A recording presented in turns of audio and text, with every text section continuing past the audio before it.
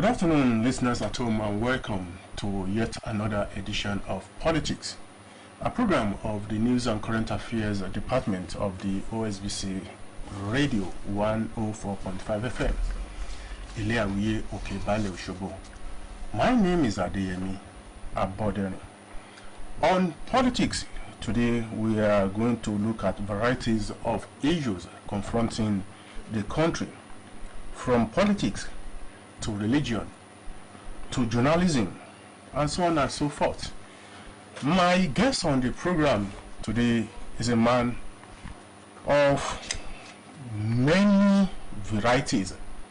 My guest is loaded. Let me use that word today on the program. My guest was a former general manager of the defunct National Concord newspaper of Nigeria. He was at the time managing director and editor-in-chief of the defunct Monitor newspaper.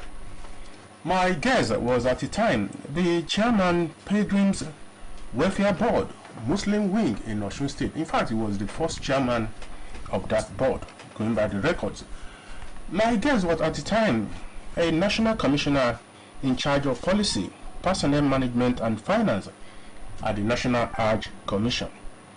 My guest today is a senior research fellow of the Department of Mass Communication, University of Ilorin.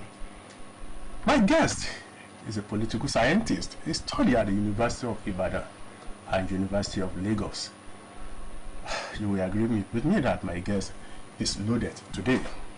Let me welcome Alhaji Lihad Teller on board Politics today, a program of the News and Current Affairs Department of OSBC Radio. You are welcome, sir. Thank you very much, Abodeni. Yeah. Nice to be here. Nice to have you here, Alhaji Lihad Teller. Let me start from issues relating to the unity of Nigeria. I know you are passionate about Nigerians living together as one united entity. But if you look at current happenings in Nigeria, which seems to have created much gulf between a Yoruba man, an Hausa man, and Fulani man, and Igbo man, most especially the issue of security and banditry. People most of the time relate, banditry to Fulani S-men. Are these things not creating the gulf? The unity which I know you are passionate about, not evading Nigeria? Let's start from that. Thank you very much, Abodeni. It's a very big challenge that we are faced with in Nigeria. The issue of banditry, kidnapping, insurgency, IPOB. The crisis started about a decade plus ago. And if you look at the genesis of the crisis, it is a self-inflicted wound, which is often very difficult to heal. Nigeria as a state was destined by God to be a great state. Nigeria has everything that it can to be a developed nation. But we have been in a state of attrition, marching on one spot for quite a long time. The seed of discord was sown at the point of independence, or prior to independence. The West was ready for independence, the East was not ready, the North was not ready. Anthony Onoho, High Chief Anthony Onoho, in 1953 moved a motion for the independence of Nigeria. But the motion was turned down. Had the West decided to go at that time, Western Nigeria would probably have been one of the best countries in the world today. But for reason of the bigger the better, Chief Olowo agreed to stand down the request for independence. By 1987, when that motion was moved, the East was not ready. The East chose 1959. The North chose 1965. Based on perception of the capability and capacity to run the different regions. The West could run itself as a region with its own indigenous population, assisted by some element of the British administration. The East could not administer itself because of lack of necessary manpower. The North stated it clearly in a formal meeting with Western political leaders in Lagos that they are not ready to go, but if the West assures the North of cooperation and assistance to develop their own workforce, they are ready to work with the West and partner with the West. That confidential meeting behind closed door, without any notice, they came on their own. The brain of the bridge of that time by some elements in the action group perpetuated where we are today. They not felt that what they came to ask for was leaked, as if the Northerners have come to prostrate for the Yorubas. So they held on to themselves and said they will survive. The first error. Second error, 1953-54 elections in Western region, Eastern region, another region. Dr. Nnamdi Azikiwe, who took over the NCNC, originally formed and personalized by Abat Makoni, a Lagos Yoruba man.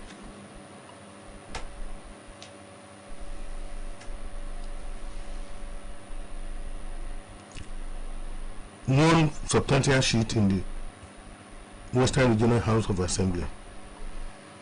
But the truth is that those parties were not fully consummated at that time.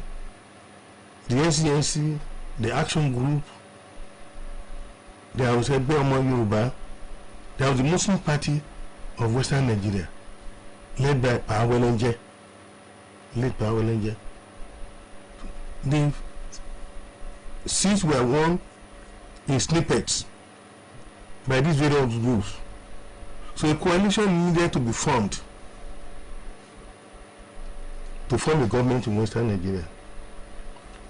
The Action Group has substantial seat, the NCNC has substantial seat, but none of them could form a government. So I will not use the Yoruba, the medallism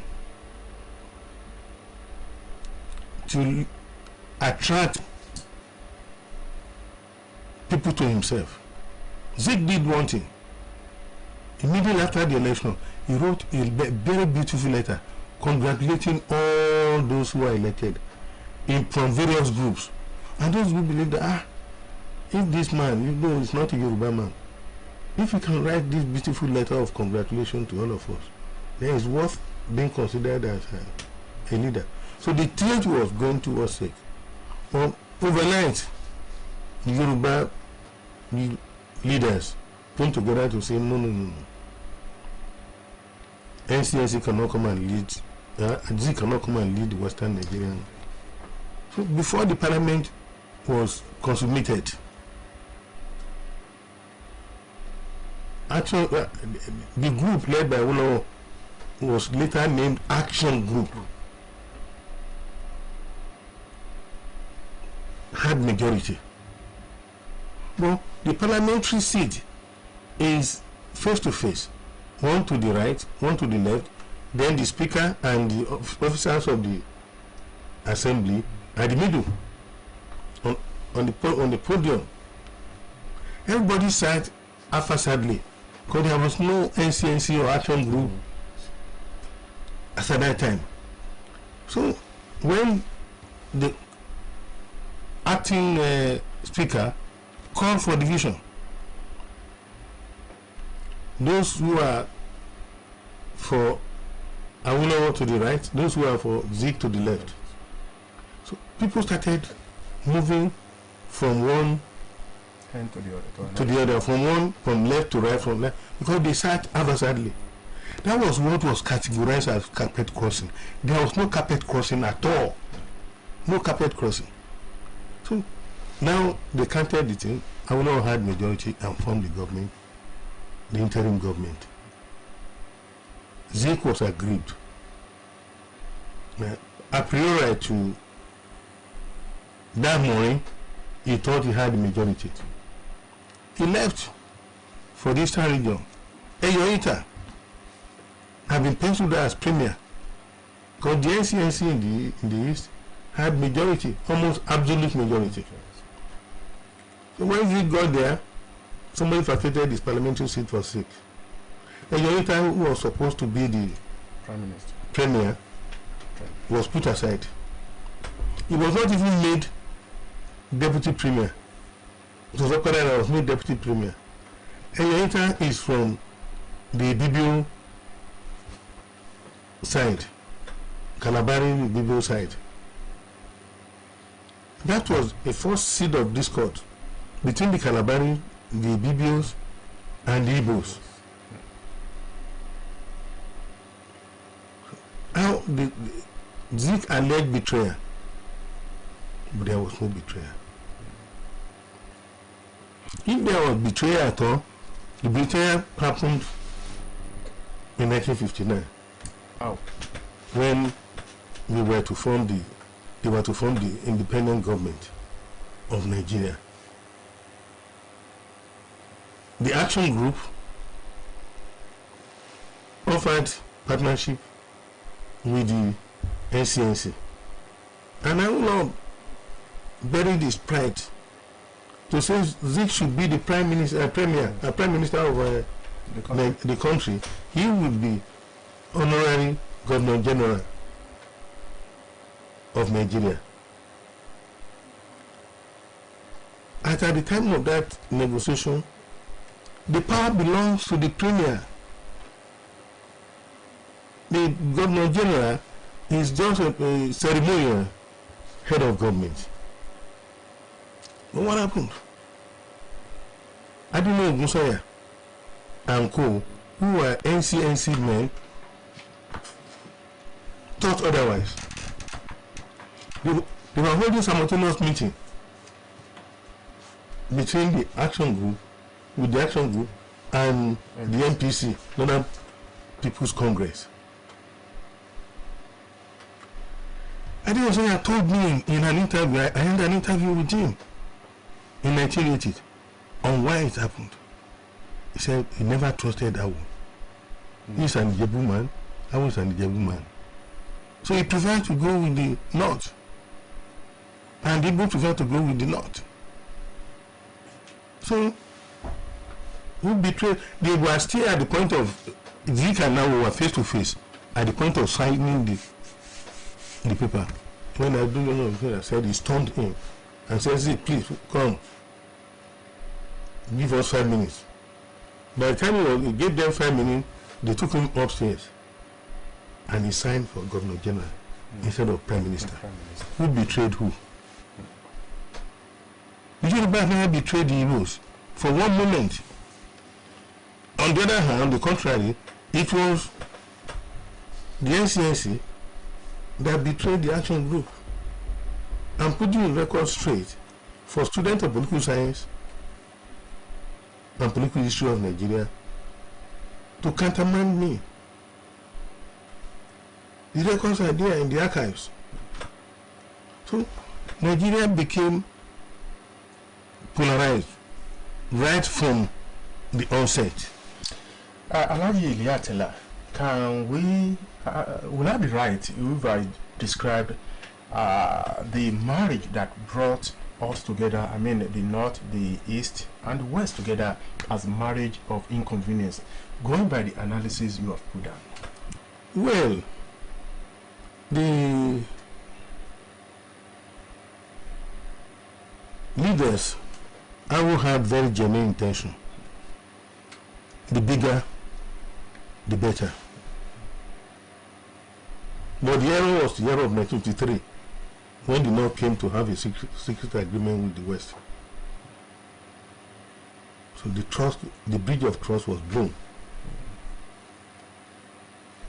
The bridge of trust between the Igbos and the Yorubas was blown when Zik signed to become premier and Governor General instead of premier. So, look at Europe. It's not Europe today. Before there's at least up to 15 or 16 or 18 countries that make up the EU now. They were atomized. Portugal, Spain, Italy, Greece, Turkey, Germany, Netherlands, different countries. Now they came together to form a union. If we had gone our separate ways, we probably have come back to form a union. So the vision of a union is a greater Nigeria. And I don't see anything wrong about it. And we are managing ourselves, even under the military. Now, where we got this irredentist antagonism is what we need to examine. How do you come to this stage? Everything that is evil in this world is ascribed to the Fulani. Are we right?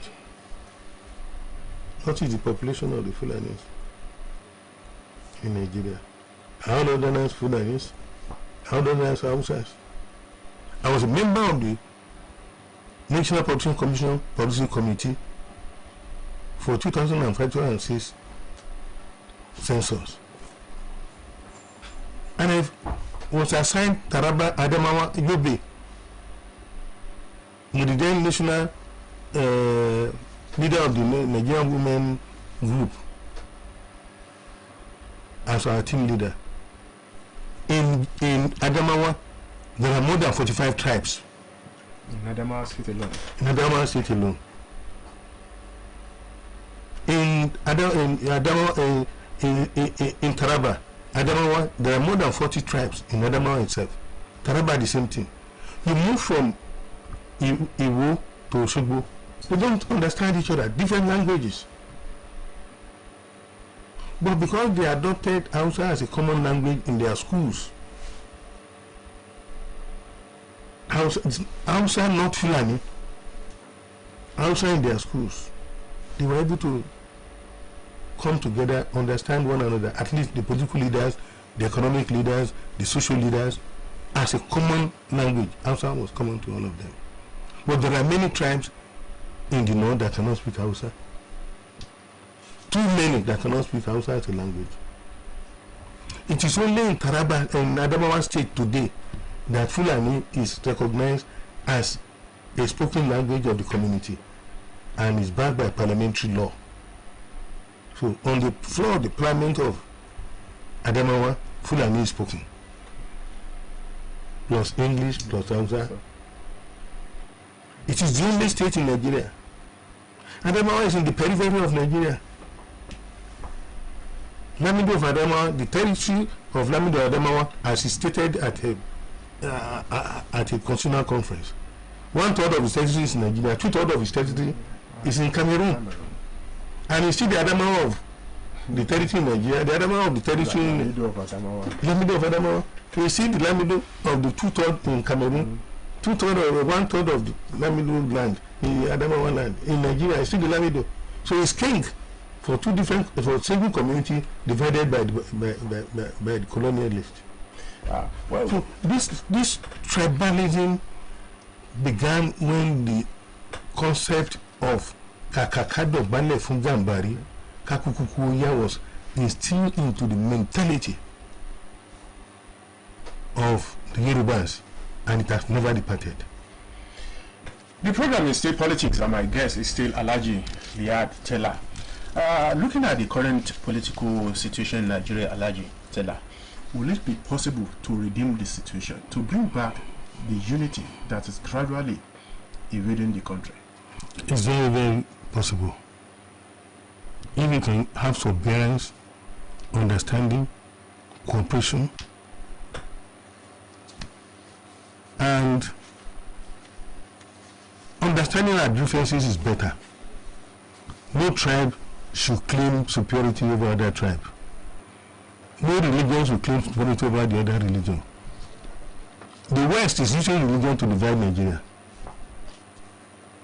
The West, when I say the West, I mean America and Western capitalist established countries. The fear is that Nigeria is the only country in Africa that can become another China. And once Nigeria becomes China on the corner of Africa, Nigeria will lead the way to total economic and political independence for all the African countries. It is in the interest of the world to continue to suppress Nigeria so that their market, the markets they are pushing substandard program and they are pushing into Nigeria and other African countries, their industry will continue to prosper. All the troubles that America is putting all over the world is for their industry in America to continue to prosper. It's for the industry in Europe to continue to prosper at the expense of we in Africa. So if we realize that there is strength in unity, there is strength in brotherhood of faith, brotherhood of a tribe, then we will overcome. But we are so polarized. The politicians themselves have polarized the nation on tribal dichotomy. How do you come up with it? The reality is going to dawn on us. Nobody should ever think of war in Nigeria.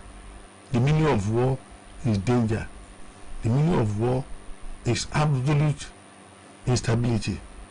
The issue of war is hunger. The pains of war is better appreciated if you study Somalia. It's better appreciated when you look at Kenya, when you look at Syria today. It's better appreciated when you look at Iraq. It's better appreciated when you look at Afghanistan. So all these things must be clearly examined by intellectuals, and people are so negative about Nigeria that sometimes I weep. Somebody will come on television and gallivant. Nigeria does not even manufacture a pin. I feel attack alone. Are they reasonable? Do they have thinking thought? Do they have eyes? Do they have ears? A lot of progress have been made by this country. A lot of progress have been made in spite of badmatching by ourselves. So many things are produced locally in Nigeria now that are even being exported. Cars have been produced in Nigeria, buses have been produced in Nigeria, trucks have been produced in Nigeria, and yes, some idiots will come on television and say we are not even manufacturing. We must come together. We should come together. Look at Western, the entire southern Nigeria. Go and put the map of Nigeria down. It's less than 1/3 of the entire northern land mass. All the eastern states, 5 or 6 of them, the land mass is not as big as Oyo plus Osun.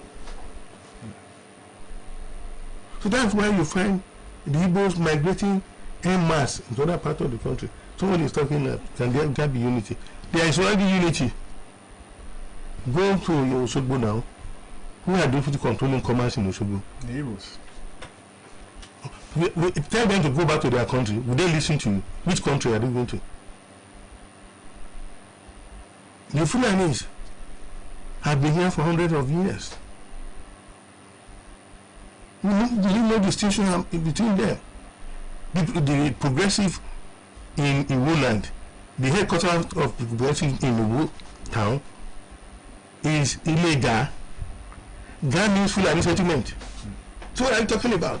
They have been there for hundreds of years. They are leaders of progressive. They are assimilated. Let me say one thing before you go. There is this Fulani, Oba Fulani at Oba Ikonife. I interviewed him some 15 to 20 years ago.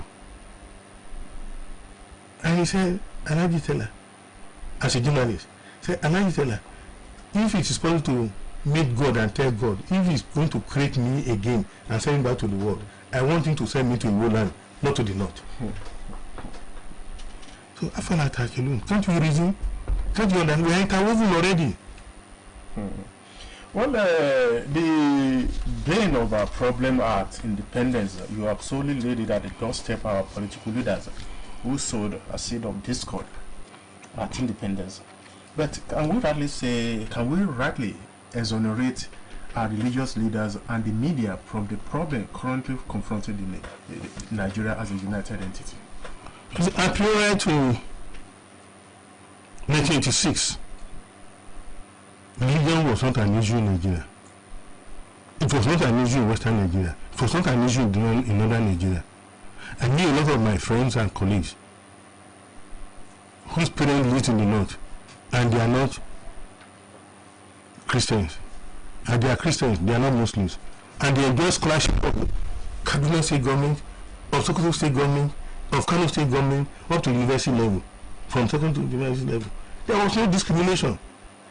But the issue of OIC began the road to sow the seed of discord among Muslims and Christians in Nigeria. Luckily for me, I was with Femi Abbas at the OIC conference in 1986, where Nigeria formally upgraded its membership to what is OIC? Organization of Islamic Conference. When Tribune wanted to report it, Tribune reported it as Organization of Islamic Countries. Instead of saying Organization of Islamic Conference, Ivory Coast, Liberia, Sierra Leone, Ivory Coast has the largest basilica outside, besides Rome, in the entire universe. In Yamoussoukro. Yamoussoukro. And Ivory Coast is a member of the OIC. What's the bloody thing they are doing there? Cameroon is a Catholic state. It's in the OIC. What is he doing there? But they lie to Nigerians. There is an organization for Muslim countries, and that they want to Islamize Nigeria. In 1986, in my area of Agege, where I built my house, there were just 7 churches. Today, there are more than 500 churches. In what way has OIC Islamized Nigeria? So it was a vehicle of division. And Okogie, Archbishop Okogie, will answer before God the war he led at that time that brought Nigeria to the brink of religious antagonism.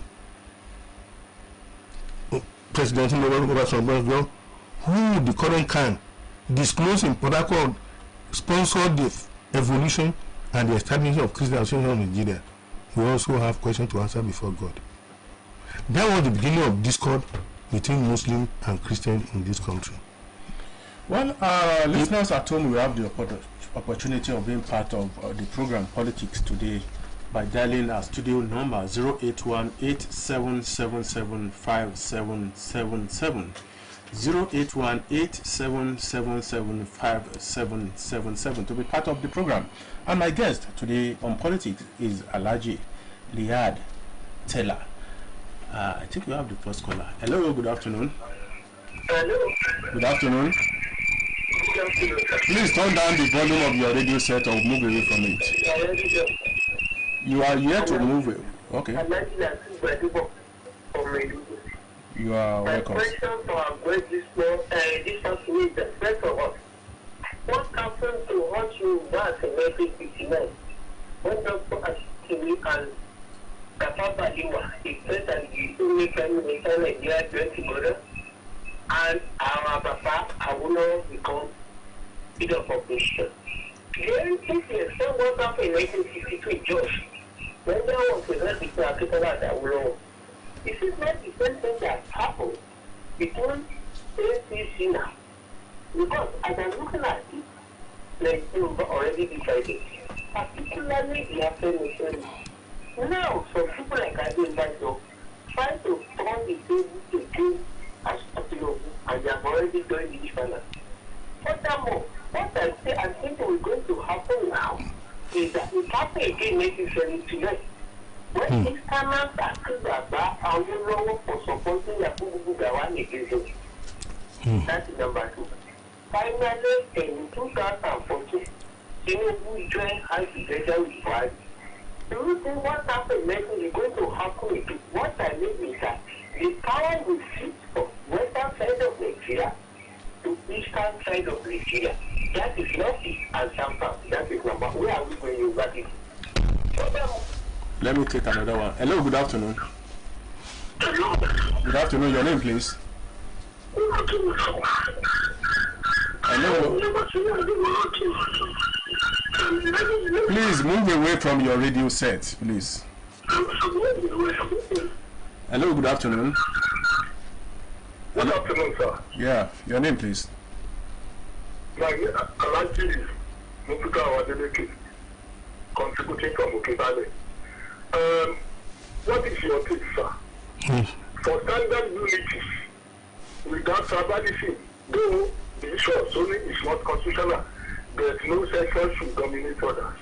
So to me, in the spirit of fairness, equity and unity, powers will go to the south and precisely to the southeast to keep Nigeria united.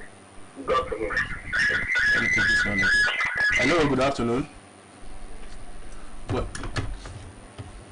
Hello, good afternoon. Good afternoon, sir. I'm at the debate that you are from Ilugu. Okay. I want to thank Alaji Kela for being part of the program today. Thank you. My position is this. You know, if you look at the 1960, the way I look at it, Nigeria is not yet independent. If you are independent, you know, the British will allow us to speak our language. The work solution to Nigeria problem, the way I look at this language for the 3 major languages in Nigeria, the Hausa, Yoruba, and the Hausa, Igbo, and Yoruba language. If the 3 are made our unified language, I want to tell you that Nigeria these British people are not ready to be involved, and the Americans too. So it's not a second system. Our language is very, very paramount for our development. If we want to continue that as one individual. Okay, over to you. Thank you very much. For the first caller on the debacle of 1959, 1962, 1979, you are right. In spite of that, we trotted on.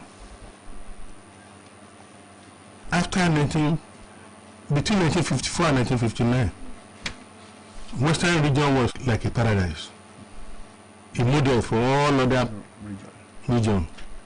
But our father made a mistake. He had believed that his performance in Western region should be a testimonial for him to be voted for in the North and the East. It doesn't work like that politically. That was a major error in our political calculus. Well, basically in 1979, the election was inconclusive. Very inconclusive. Our own brother, our uncle, and father, Richard Ifede, came up with the formula. Instead of going for a by-election to select the leader between Awu and Shagari, the winner between Awu Shagari and Azikiwe, they came up with the formula 2/3. The 2/3 12 to 3rd. 12 to 3rd. There were 19 states then. And the constitution says that for you to scale through to become president, you must have at least 25% in the 2/3 of the among the states of the federation. MPA had in 12, UPA had in 7 or so, and MPP had in 5. There was no clear-cut winner. Instead of getting from the brokerage, Akinde came up with the legal formula of 12 2/3. That is, the MPN won 12 states and 2/3 in another state of the in the 13th state of the federation. That was a political mathematics that is inexplicable. It was inexplicable. It's still inexplicable. But the Supreme Court, in their wisdom, as the lender of last resort in judicial matter, pronounced it as correct. And now was denied the ability to either fail at the second ballot or win at second ballot. That was another seed of discord. But be that as it is, I will trotted on. And 1983 election came. The MPN massively manipulated the election, not only in Western Nigeria, throughout Nigeria. That was what led to the coup of December 31st, 1983. The debacle of 1979 was another seed of discord, but we kept on the hill, we kept on nursing the wounds and healing the wounds. So democracy is not something that you learn every lesson about it in a single day. The military coup of 1966 that was instigated by the opposition was wrong. We are just 5 years into democracy. 5 years is not sufficient. 5 years not sufficient to learn all democratic norms and principles. In 1979, we came in by 1983, which is just 4 years. Another coup took place. We didn't have time to learn enough lessons on political management and organization. And it's on and on like that until the debacle of 1993, when clearly Nigeria spoke with one voice, whether Igbo, Yoruba, Hausa, Huku, Kemberi, everybody voted my boss, MK Abiola, as the president of Nigeria. The first unity election in Nigeria, a statement that Nigeria can actually be united if we have a leader that is acceptable to all. So, for me, we missed the point again in 1993. And since 1923, we have been patching. This democracy started on a very rough note. General Obasanjo became the president by the fact that the Northern Power Brokers were the one that nominated him to please Yorubas. They didn't ask all Yorubas, who do you want? Who do you want to give us? They give us the person they believe in that you work for them. So Obasanjo worked in his presidency not for Western Nigeria, but for Northern Nigeria.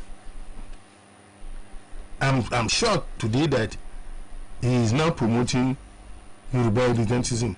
As for the Afenifere that my brother from Osogbo here, Okebale, spoke about, who are the Afenifere people representing? How are they constituted? Afenifere was an nickname for action group. Are they still in the action group? The so-called Afenifere, are they still progressive? Another person spoke about balancing equity, justice, Igbo presidency. Presidency is not a dash. It's not a gift. It's not something that is given by Father Christmas fiat. You work for it. How many of the politicians in Igbo land have moved to Yoruba land to romanticize the Yorubas, to seek for Yorubas assistance, to seek for help? They are encouraged in their own section of the country. I've never seen any of them come to me as lieutenant to talk about politics of Nigeria. So the outsiders come down to talk to us. We Yorubas go to the north to talk to if we go to the east, we are not giving space. I want to say something. Let it be on record. Go and search Ariara Market in Aba. Go and search Onitsha Market. Go and bring out 10 Yorubas that has 10 big shops in those parts of the country. And unfortunately, Yoruba started the Onitsha market. Yes. So where are the Yorubas in the east? Are they giving space at all? When that man is saying that we should give them president, you don't dash. You go for it. Alhaji Liatela, time is not our friend on the program. We must say our bye in the next 1-2 minutes. Let me inform our listeners at home that Alhaji Liatela is the chairman, governing council of the Federal College of Education, Iwo. I will give you 20-30 seconds to tell us the happenings there and the possibility of taking off if it will happen this year. Inshallah, we are taking off this year. We are already listed in the JAMB admission program, and we are going to admit students this year. We are making steady progress. Foundation laying is a very critical thing. You must get it right. We are trying to get it right. It's unfortunate time does not permit me. Oshun should give space to Muigaru Yotona for a second time. For the reason of stability, for the reason of progress, for the reason of building bridges of understanding, for the reason of steady performance. By that man called Muigaru Yotona, a financial guru, a listener, a great big builder. Let's give him another chance. He will work it out. The APC is troubled, but we shall overcome. Inshallah. On this note, we say bye on this week's edition of Politics from 104.5 FM. Ileawiye Okebale Oshogo. I want to appreciate Alhaji Lihad Taylor for finding time to be on the program this afternoon. And I want to appreciate his entourage as well, Alhaji Nuruddin Opatadi and Mr. Abbas Taylor, for accompanying Alhaji Taylor to the program. Abimbola Babatode is the executive producer of the program. My name is Adeyemi Abodere. We meet next week on Politics again.